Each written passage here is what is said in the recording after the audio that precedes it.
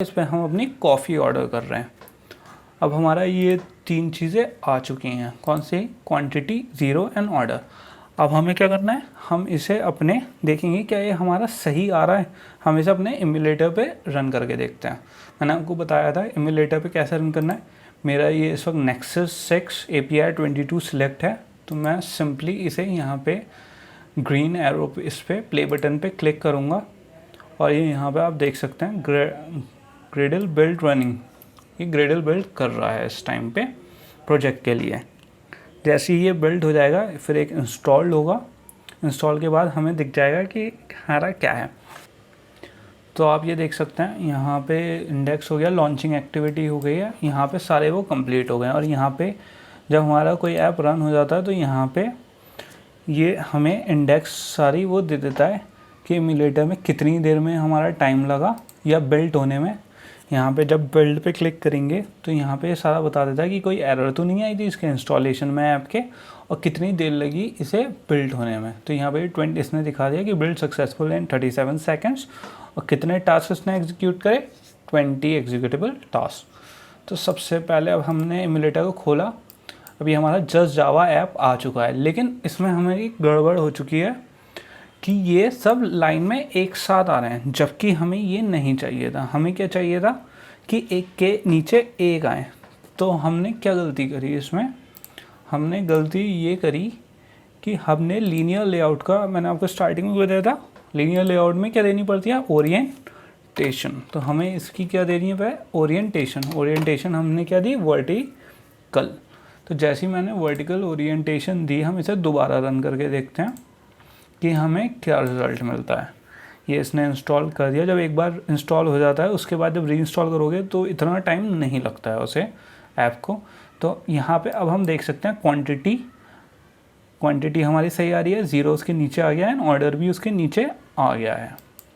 Okay, तो हमारा first step था वो कंप्लीट हो गया है। हमने क्या क्या कर दिया इसमें, हमने इसमें 2 टेक्स्ट व्यू और 1 बटन व्यू ऐड करा, उसकी ओरिएंटेशन दी, उसका लेआउट डिज़ाइन कर दिया है फ़िलहाल जो हमें यहाँ पे दिख रहा है। अभी हमने ऑर्डर की कोई फंक्शनैलिटी यहाँ पे ऑर्डर पे क्लिक होके क्या होगा हमने वो अभी डिसाइड नहीं करा है। उसके बाद हमने ऑर्डर पे सारे टेक्स्ट के साइज़ वो कर दिए हैं और यहाँ पे रन हो गया है।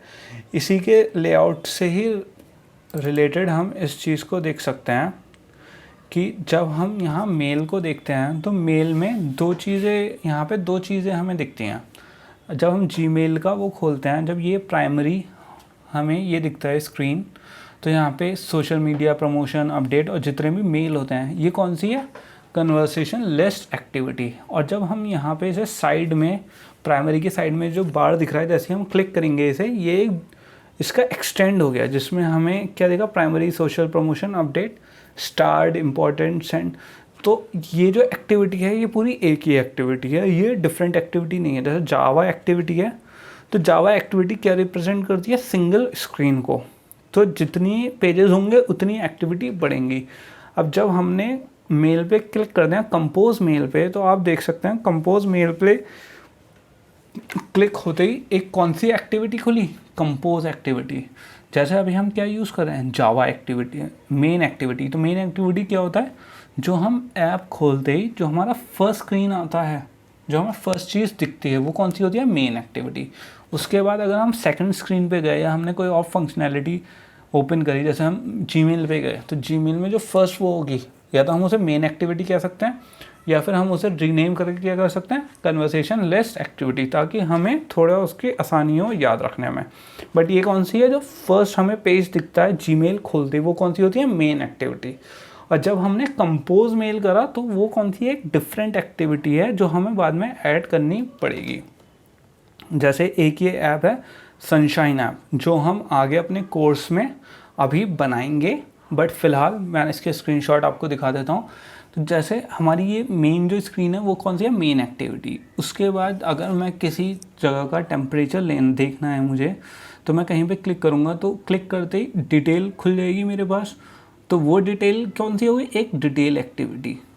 उसके बाद अगर मुझे उसकी सेटिंग चेंज करनी है तो जैसे मैं सेटिंग पे जाऊंगा तो एक कौन सी खुल गई, सेटिंग एक्टिविटी। तो ये डिफरेंट जावा फाइल्स होती हैं जो एक साथ ग्रुप होती हैं, जिसे हम कंबाइन करते हैं through our application, through our software के ज़रिए, ताकि हमारा ऐप सही से वर्क कर सके। ओके, तो ये कौन सी हो गई, जावा फाइल्स, डिफरेंट जावा फाइल्स हो गई हैं। तो जैसे मेन होती है ऐसी ये मेन की तरह वर्क करती हैं, ताकि ये हमारे ऐप को रन कर सकें।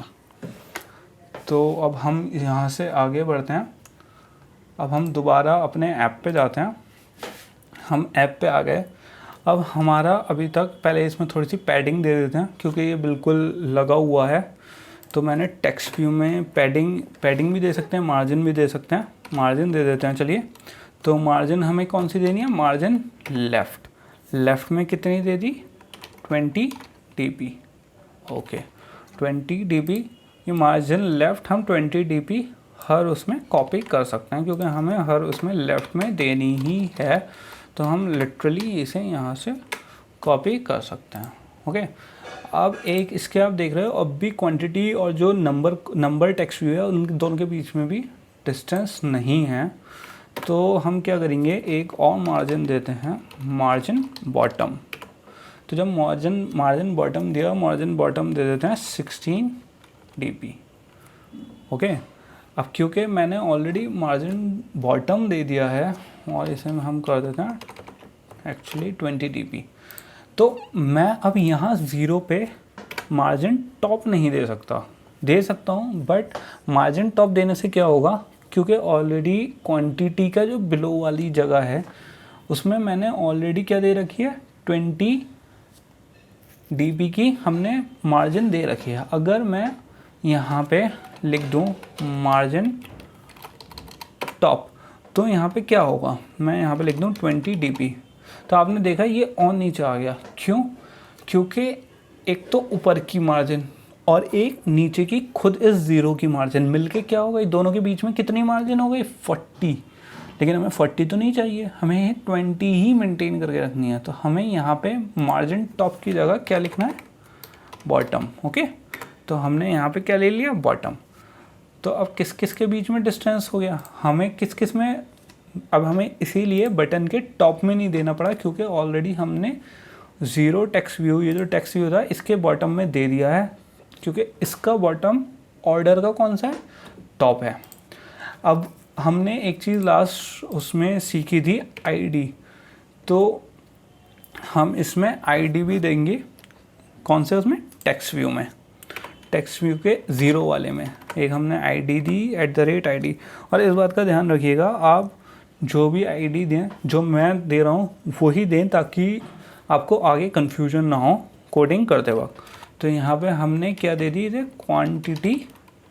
Quantity underscore text view. Okay, हमने आईडी क्यों दी, ताकि हम अगर यूज़ करना हो इसे तो हमें आसानी से इसे फाइंड कर सकें, ताकि हम इसे अपने जावा कोड में जब डालें तो उसे पता हो कि उसे कहाँ लेआउट में कौन से टेक्स्ट व्यू को देखना है। क्योंकि ये मैंने आपको क्या बताया था, ये आईडी क्या होती है, इसकी एक आइडेंटिटी होती है कि कौन सा टेक्स्ट व्यू कहाँ है। तो इस वाले टेक्स्ट व्यू की आइडेंटिटी क्या है, क्वांटिटी टेक्स्ट अंडरस्कोर व्यू। हमने, अब कई लोग पूछेंगे, आप लोगों को कन्फ्यूजन हो रहा होगा कि मैंने यहाँ 0 वाले पे, इस वाले व्यू पे ही आईडी क्यों दी, ये क्वांटिटी जो लिखा हुआ था ऊपर हेडिंग, इस पे क्यों नहीं दी, या ऑर्डर पे भी मैंने क्यों नहीं दी है, इसलिए क्योंकि क्वांटिटी हमारी चेंज नहीं होगी, जो ऊपर वाली ये जो क्वांटिटी हेडिंग है ये चेंज नहीं होगी। तो चेंज नहीं होगी तो हमारा इसका कोई लॉजिक नहीं बनता इस पर आईडी देने का।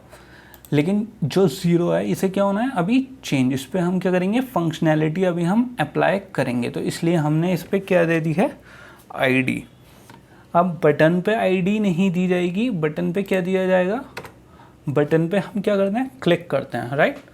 तो बटन पे हम क्या लिखेंगे, ऑन क्लिक। तो जैसे ही मैं ऑन क्लिक लिखूंगा तो एक एट्रीब्यूट आ जाएगा ऑन क्लिक के नाम से। ऑन क्लिक क्या होता है कि जब हम इस पर क्लिक करेंगे तो क्या होगा, बटन पे जब क्लिक करेंगे तो क्या होगा, तो इससे क्या होगा, हमने लिख दिया, हमने यहाँ पे दे देते हैं सबमिट ऑर्डर। ओके, तो ये मैंने यहाँ पे सबमिट ऑर्डर क्यों लिखा है, यहाँ पे क्या करते हैं, इसे ओ को बड़ा कर देते हैं। यहाँ पे एक चीज़ आप लोग ध्यान रखिएगा, यहाँ पे एरर आ रही है, क्या चीज़ की एरर आ रही है। ओके, ये अभी एरर दिखा रहा है, क्यों, क्योंकि यहाँ पे अभी हमने सबमिट ऑर्डर को हमने अभी क्या नहीं करा है, इनिशियलाइज नहीं करा है। इसे नहीं पता कि ये सबमिट ऑर्डर क्या है, क्योंकि हमें भी नहीं पता, हमने अभी किया नहीं है। लेकिन हमने क्यों कर दिया, जब हमें ऑर्डर पे क्लिक करेंगे तो ऑर्डर पे जैसे ही हमने क्लिक करा तो इसका क्या मतलब हुआ, हमने अपना ऑर्डर सबमिट कर दिया है कि कितनी कॉफ़ी हमें करनी है वो हमने ऑर्डर कर दी है, तो इसलिए हमने इसका क्या नाम रखा, सबमिट ऑर्डर।